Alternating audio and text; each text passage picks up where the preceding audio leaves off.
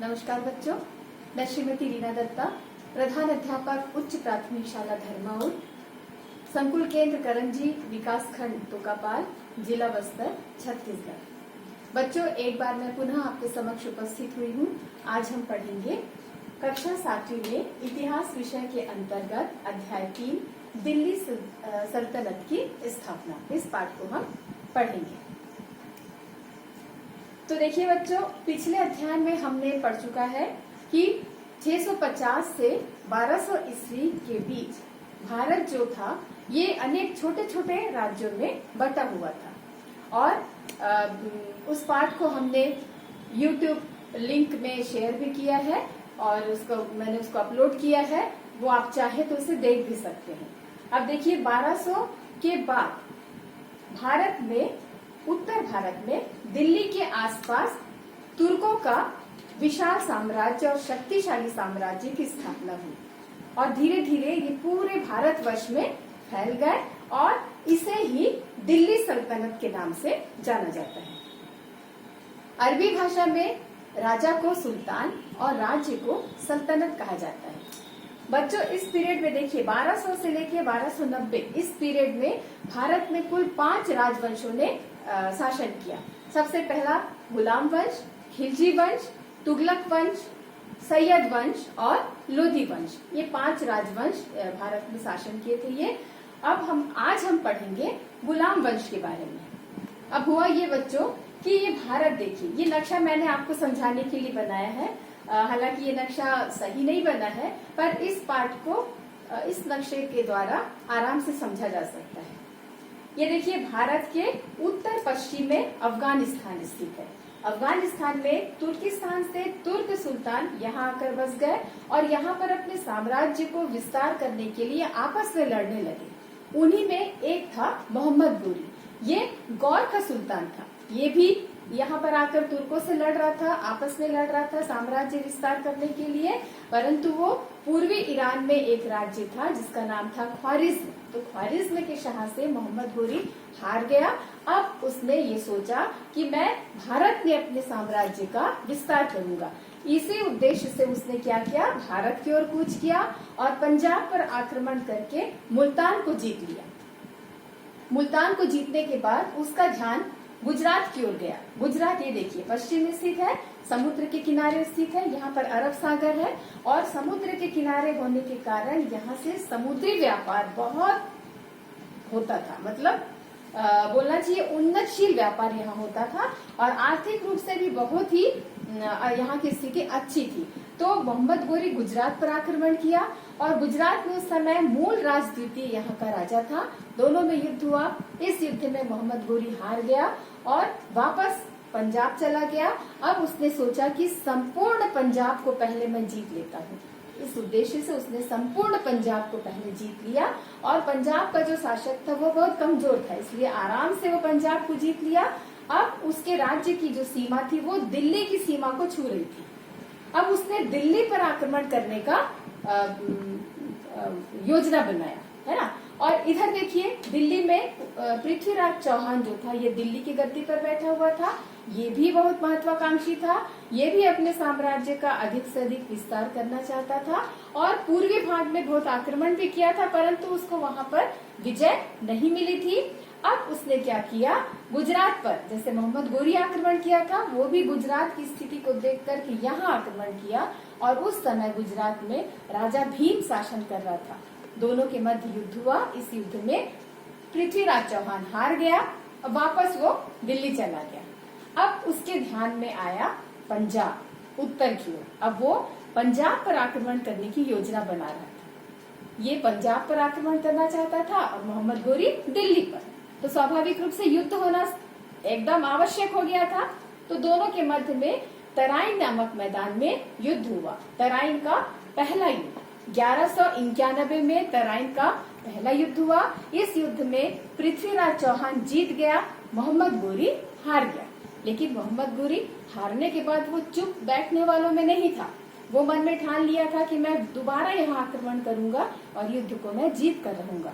तो वो अपने सैन्य शक्ति को बढ़ाना शुरू किया और उसके बाद ठीक 1 साल के बाद 1192 में फिर से वो आक्रमण किया और दोनों के बीच युद्ध हुआ। ये युद्ध इतिहास में तराइन के दूसरे युद्ध के नाम से प्रसिद्ध है।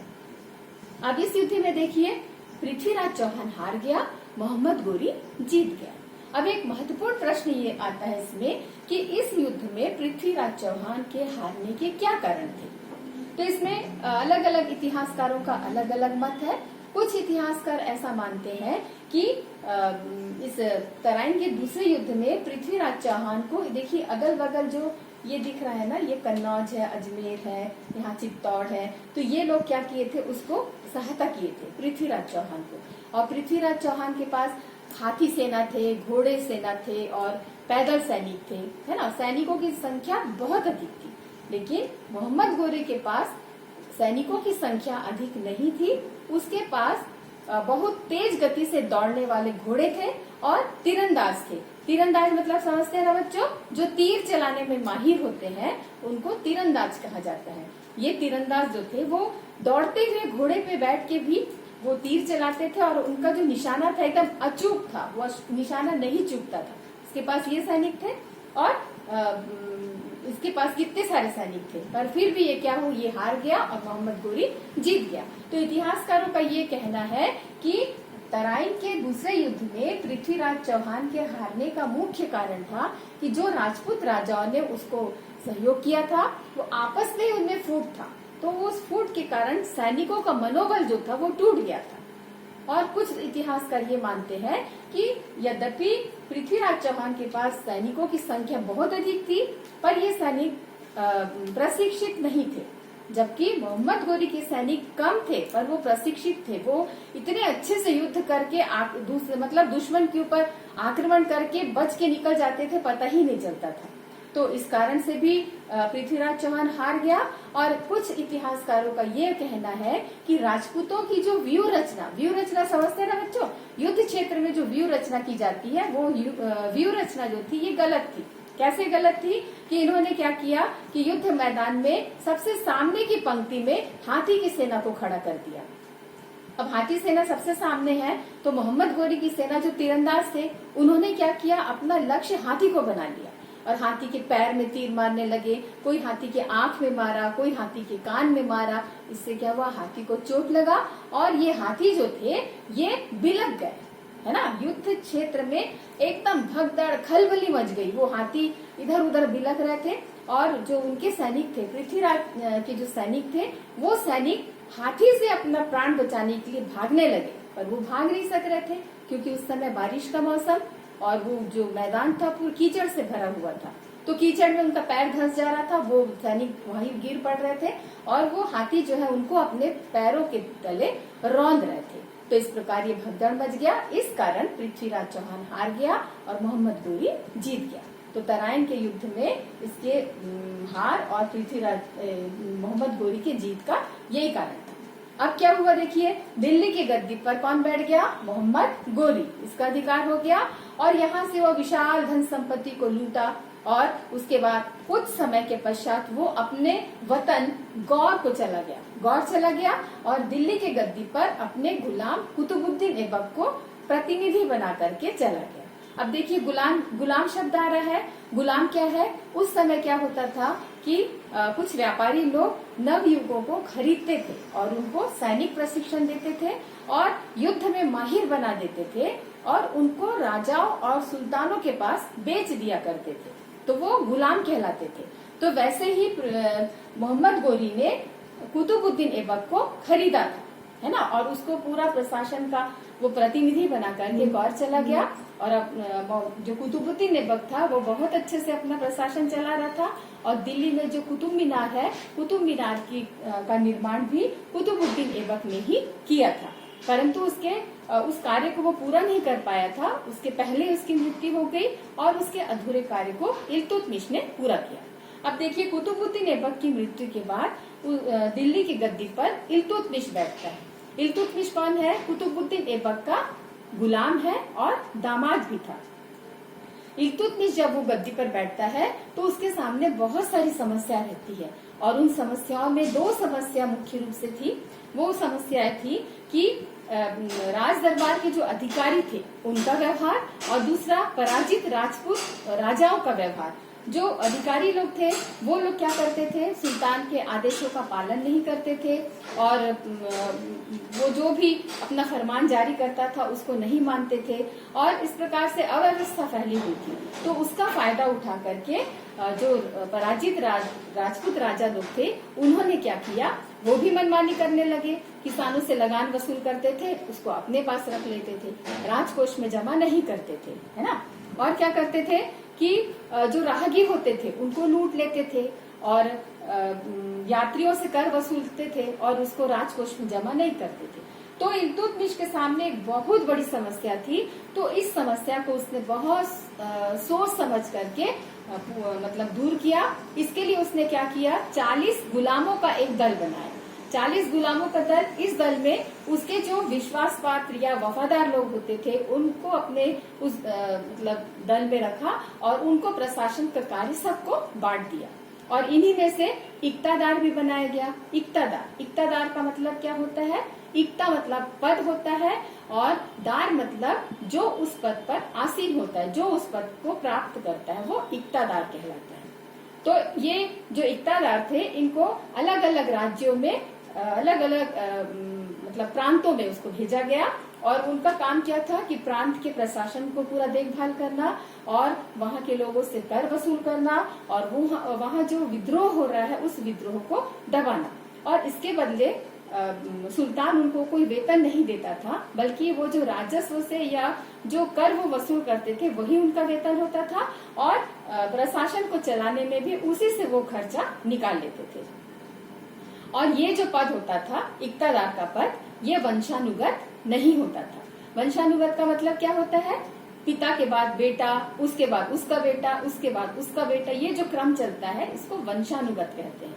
परंतु इल्तुतमिश ने इसे वंशानुगत नहीं बनाया, बल्कि यदि एक इक्तादार की मृत्यु हो जाती है तो उसके स्थान पर योग्यता के आधार पर दूसरे इक्तादार को चुना जाता था, और इन इक्तादारों को प्रांत में बहुत समय तक एक स्थान पर वो नहीं रखता था, तबादला करवाता था, एक स्थान से दूसरे स्थान पर तबादला करवाता रहता था। ठीक है। और इल्तुतमिश ने कुतुबुद्दीन के द्वारा जो कुतुब मीनार का निर्माण कार्य किया गया था, उस अधूरे कार्य को इसने पूरा किया। अब देखिए, इल्तुतमिश के बाद दिल्ली के गद्दी पर उसकी बेटी रजिया वो सुल्तान बनती है। इल्तुतमिश के जो बेटे थे उनमें वो अयोग्य थे, इसलिए उसने अपनी पुत्री को गद्दी पर बैठाया, और दिल्ली के राज सिंहासन पर बैठने वाली पहली महिला शासिका थी कौन, रजिया सुल्तान। और रजिया के समय जो तुर्क सरदार थे बच्चों, ये बहुत शक्तिशाली हो गए थे।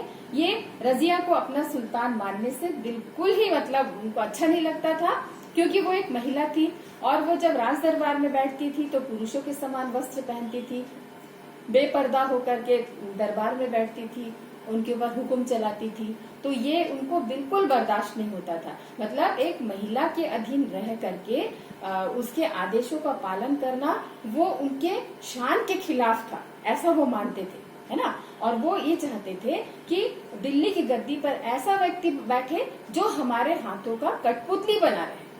तो रजिया तो कठपुतली बनने वाली नहीं थी, इस बात को वो भी अच्छी तरीके से जानते थे। इसलिए उन लोगों ने, जो तुर्क सरदार थे, वो लोग क्या किए, हर काम में अड़ंगा डालने लगे, रजिया के विरुद्ध षड्यंत्र करना शुरू कर दिए। अब रजिया ने बहुत सोच विचार करके इन समस्याओं का समाधान वो ढूंढा।